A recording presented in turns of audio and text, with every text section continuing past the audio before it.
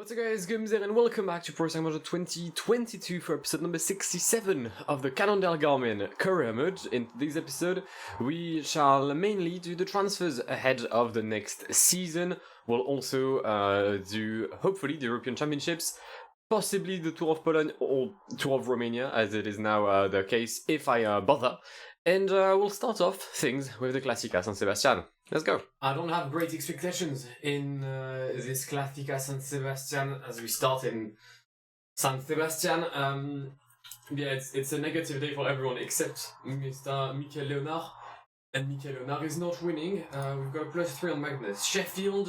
Sorry, a -3 on Magnus Sheffield. We've got Vinicius wearing once again the Brazilian jersey. He's won it for like the past 3-4 years. He's going to keep that jersey. Richetaro with a -5. Besega with a -1. Yeah, not the greatest of day all around for the team today. Well, we've got just under 20 kilometers, one more climb. And in a 28-man group, we still have Mikel Leonard. And most of my team as well, which I didn't really expect. But we've got Magnus Sheffield, we've got Mr. Leonard. I reckon I may have to go for the Canadian today. It would be smarter and more logical to go for Sheffield, but he does have a -3. I'm just really confused that there's only 26 riders that were able to stay in this group. I don't recall seeing a crash early on. I don't know what team that is for Attila Valza, because the mini jerseys has gone. Is that the new Calahorral or something? Let me check. Yes, it is Bikineros. But we are starting Muril Tontora for the final time today. 11 kilometers left in the Donostia San Sebastian, or the Classicoa, or the San Sebastian Classic, or call it whatever you want. I think I'd won it in the previous season, or at least I know I've won it at least once. Can we get a second title? We'll see. Oh, Mikel Leonard dropped it. Quite a few riders there. Senator Brooks, Tiberi, Vlasov, Alaphilippe following. We're in the tough portion. If I want to attack, it's now, because otherwise I'm fucked. Sheffield is going to stop Leonard on the attack. And Sheffield is going to follow Vlasov. Leonard, Julien Alaphilippe on their way to a potential win in San Sebastian. Alright, my chances of winning are extremely slim, considering that Julien is by far the better sprinter and has the better acceleration stats, so it's most likely going to be P2 for Mikel Leonard today. Julien launched with 3k to go. Confused, intrigued by this tactic, but he's still going to drop me, I think. Actually, Leonard!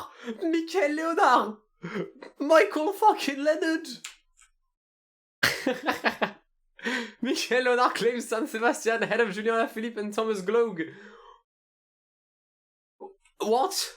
Time for the part that everyone was waiting for, the transfer window. These are the riders with us next year. There are a lot of our riders without a contract in 2026. We'll take a very quick look at the lineup. I think more than 15 riders. Yeah, there we go. That's all of these riders are out of a contract. I think I'll get Vermarker, I'll get Sean Quinn, Balmer, and Mason Ray back.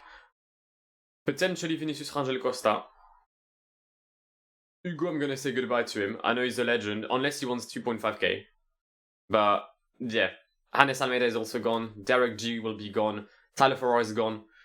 We're gonna have to say goodbye to many riders today. Alright, we've got Vermarker, Balmer, Sean Quinn, and Mason Ray all secured for the next season.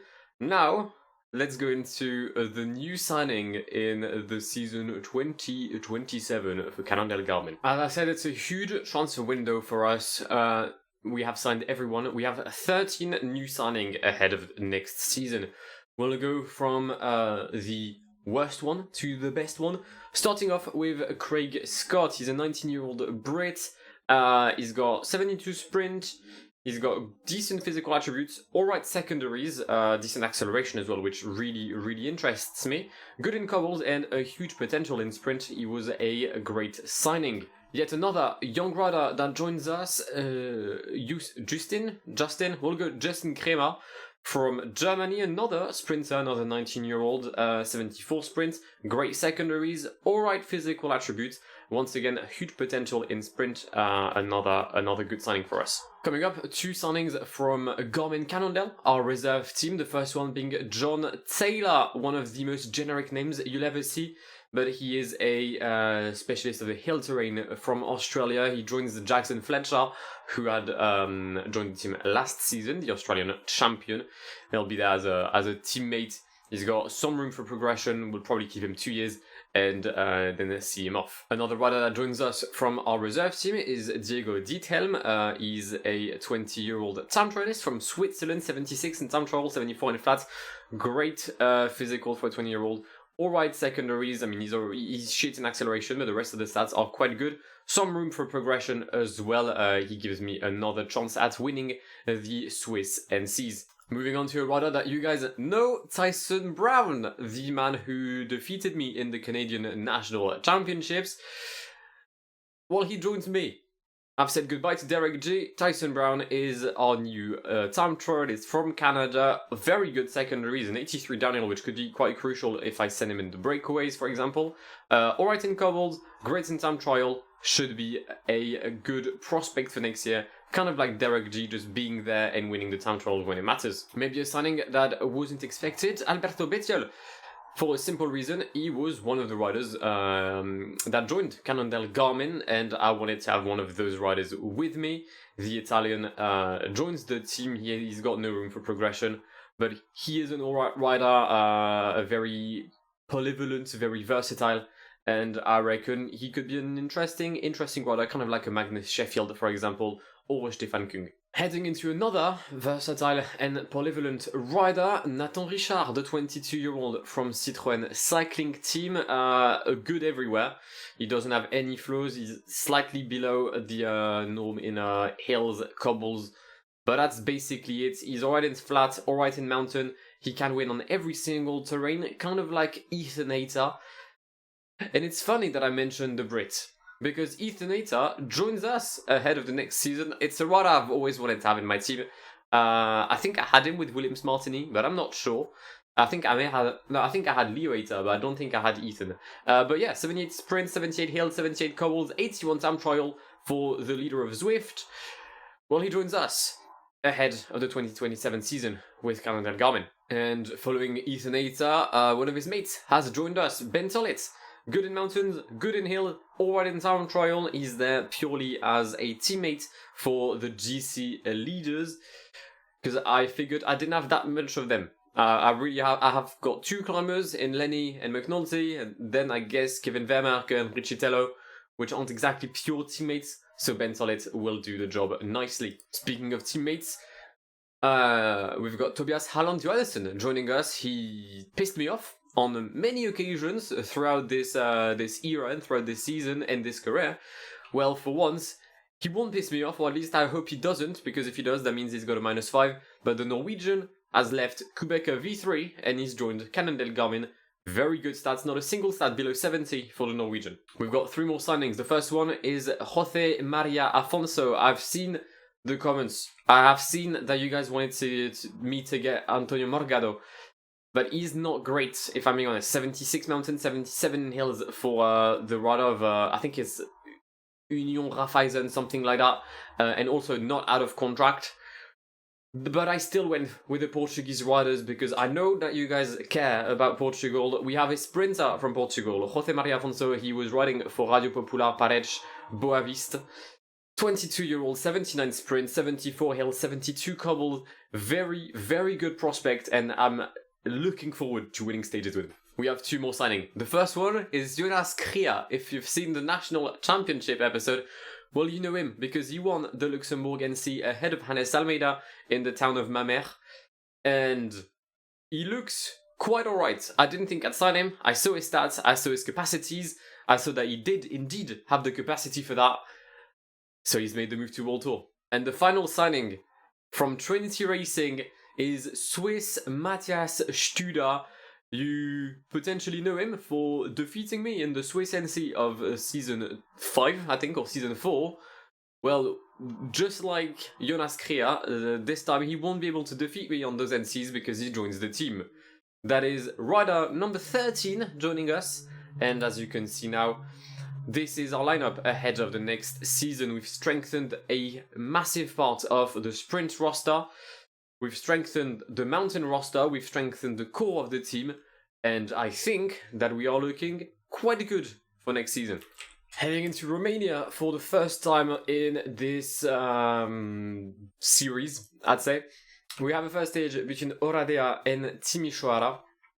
It's going to be an interesting week. Mountain, hills, should be interesting. Also, if I seem low energy / I don't know, at what point I begin to be pale, don't worry, right? I got my blood was drawn this morning. Like there's someone just like took my blood.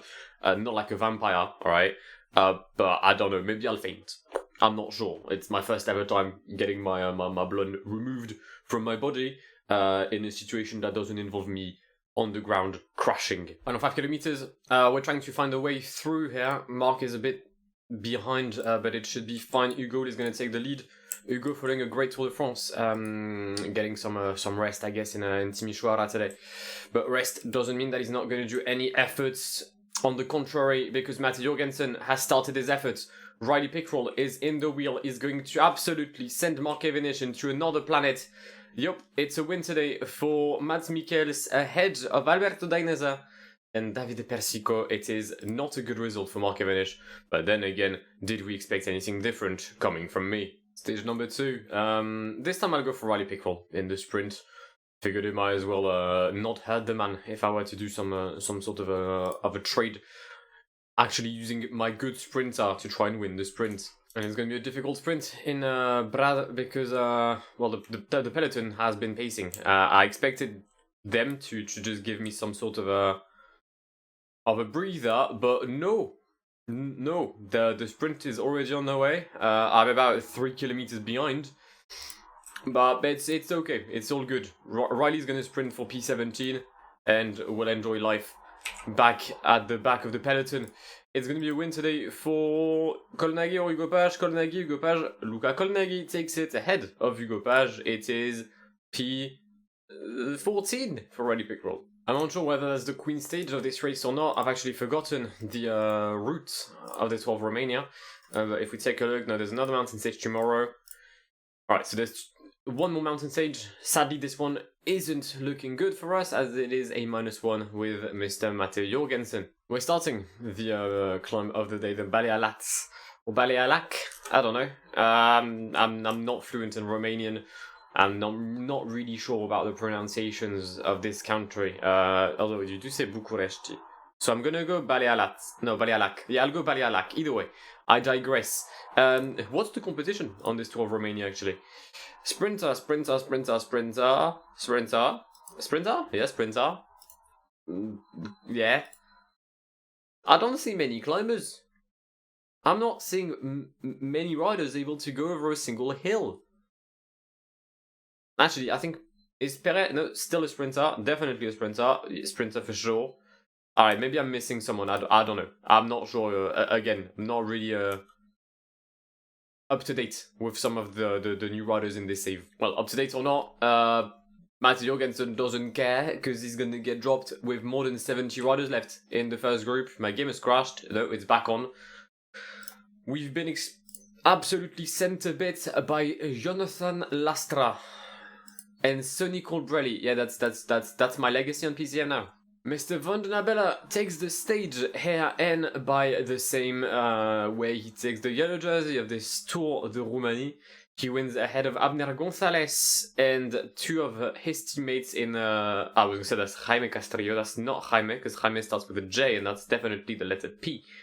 So he wins ahead of Gonzalez, Castrillo, Finn Fisher Black. Good start by Finn Fisher Black.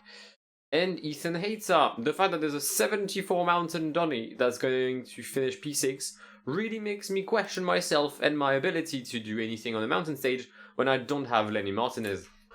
More mountains, more bad days for Jorgensen. We're not going to do well today. So, my entire team, to the exception of Matti Jorgensen, got dropped because they went for water. Okay. And there's a very strong chance that Matteo is not making this climb. This is good. This is great. 57 kilometers until the end of the stage, and Matti Jorgensen is dropped. Absolutely forgot to care about Jorgensen for the remaining of the stage. The win is for Mochnik from Once, the Slovenian, ahead of Ethan Hayter, Abner Gonzalez, but mostly the yellow jersey of Henry Van den Abela is gone. The Costa Rican takes it. More sprints in the Tour of Romania. It's a plus... Where is he? Oh, it's a -2 for Pickford and 0 for Mark Cavendish. Brilliant. Final 8 kilometers. We are getting blocked right, left and center. Mostly left at the moment with Anes Alameda. We've got 99. We're sprinting for Riley Pickford today. I'm worried that neither Riley or Mark are in the wheel. No, actually they are. They are in the wheel. That's a first. It's been a while since they went there. We'll reduce the rhythm of Lizano just for a bit so that I can make it to the 5k banner. Use the gel. We're sprinting for Riley. He's not having the greatest of days, a -2 for the Canadian sprinter. But we'll have to do what we can for him who is out of a contract this year with us. And he will not be seeing his contract extended one more season with Cannondale Garmin. Matt Jorgensen has he's murdered Riley Pickford and Mark already. I know I shouldn't wait, but I'm gonna wait either way. There goes Riley Pickford, Maran Vandenberg, Luis Campos. It's not Luis Campos, that's the DS of PSG. It's win for Ethan Campos ahead of Christopher Alvorsen and Ethan Hayter. We are going to be P11. We're yet to crack a top 10 on this Tour of Romania, but one day I will. The one stage that isn't a sprint, it's a +5 for Mark Cavendish. You cannot make this up. You just cannot. +4 for Matthew Jorgensen, though. You're going in the breakaway, brother. You are so going in the breakaway. Come on, son. Give me a top 10. We got dropped by Martinelli and Van der Walle in the lead to the KOM.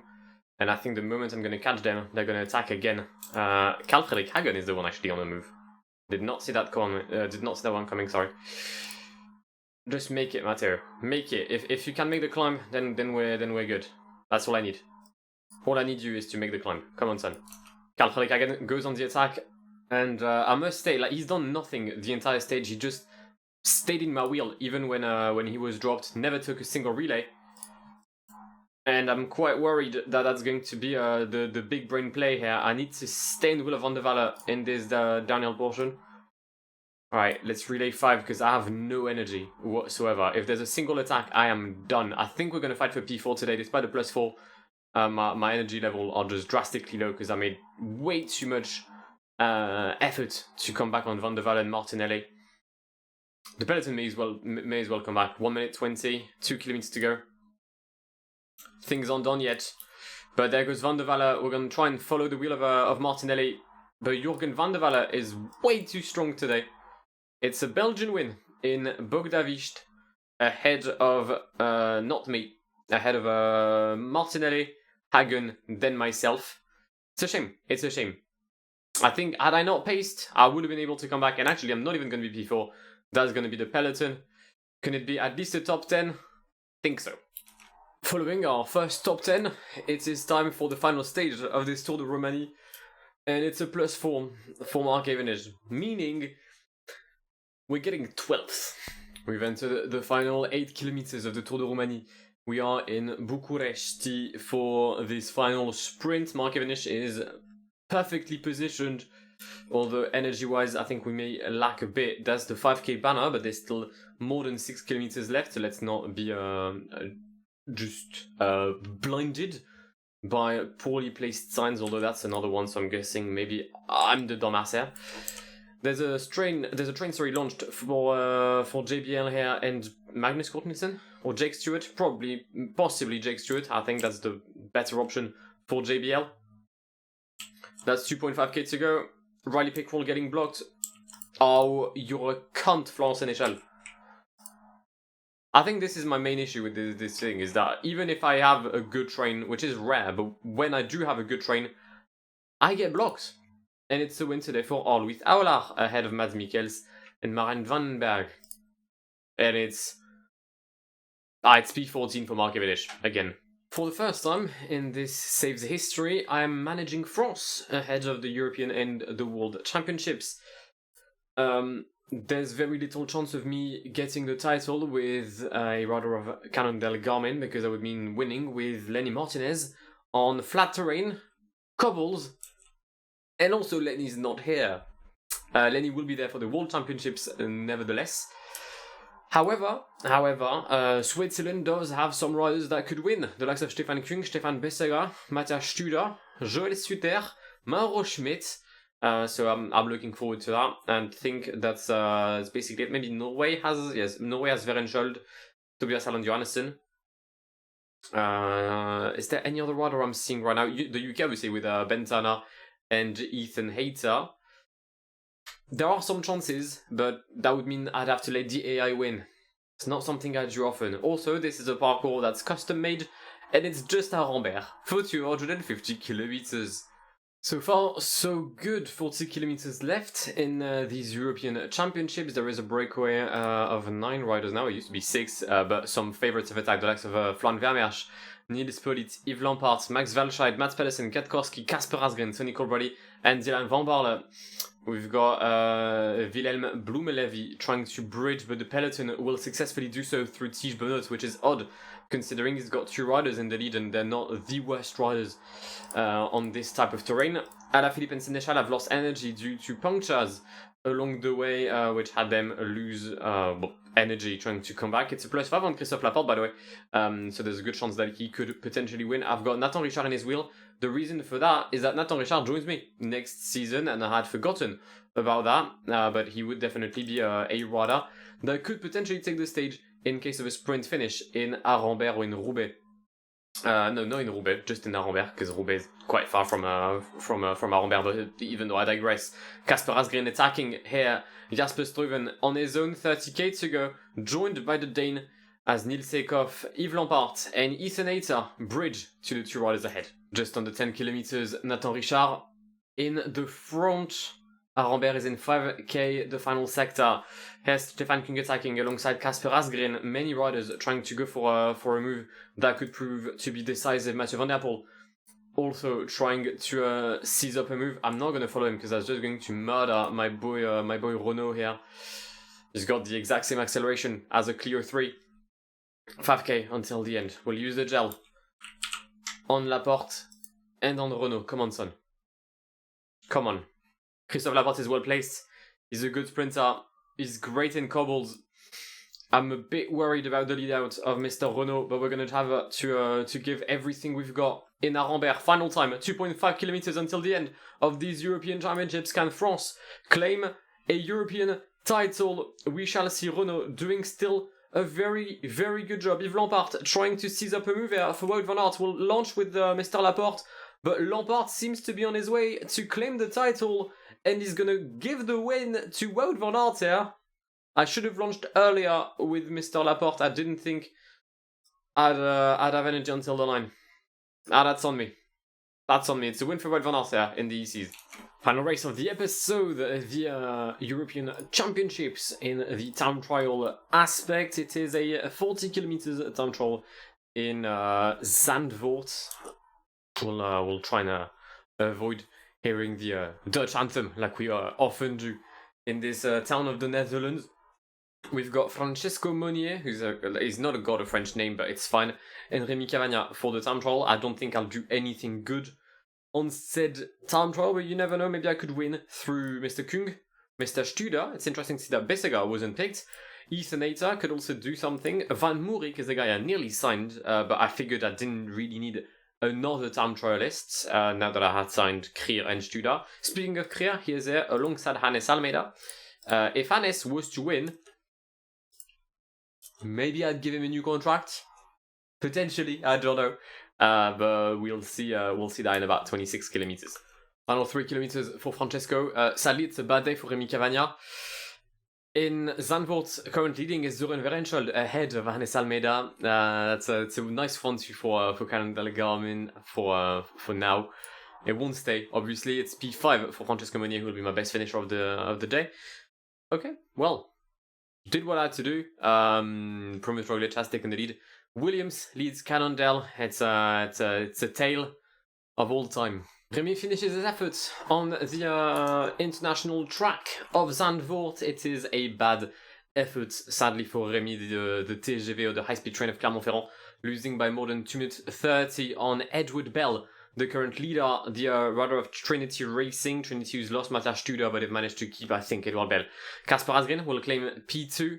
Sven van Moerik is the next one to cross the line. The Dutch rider across the line he goes. That is P2, 10 seconds behind. Ethan Hayter, 5 seconds off at the intermediate. Is that on Edouard Bell? Is that on someone else? The likes of Ghana, Van Aert, or Kung. Cross the line, it's 1 second beyond Edouard Bell. Stefan Kung not having a great time trial whatsoever. I think we may see 1-2 here for Great Britain. They'll actually win in Zandvoort for the first time since Lewis Hamilton. I don't think Lewis has ever won in Zandvoort because Van Aert is far, so is Ghana. Edouard Bell wins in Zandvoort and is the new European time trial champion. He wins ahead of Ethan Hayter and Sven van Moerik. It's disappointing. I was 1 second off being the European champion for next season. But that, nevertheless, is going to wrap up this installment of the Cannondale Garmin career mode, as I was disconnected. In the next episode, we shall begin the final Grand Tour of the season, the Mittel Europa Rundfahrt. It starts in Riga, it ends in Berlin, and we'll have quite a lot of sprint for the first week. Actually, we'll only have sprints with Riga-Jakobstadt, Aliten Augustów, Białystok, Warsaw, time trial between Skarżysko and Kielce, then some hills between Krakow and Zakopane, a stage you can classically see on the Tour of Poland, then Ostrava, Hanuchowice, and we'll finish the first episode with Hradec Praha in Czech Republic. So the first episode should be quite quick. I don't think we'll see much excitement, but the weeks after that will be quite interesting. We'll have the 2 more mountain stages with the Mayerhofner and the Notch Pass in week 2, and we'll wrap up the final week with some cobbles in Ghent. It should be an interesting Grand Tour. It's not as mountainous as the other ones, which is why my leader will be Magnus Sheffield, and Brandon McNulty will make his comeback for the race.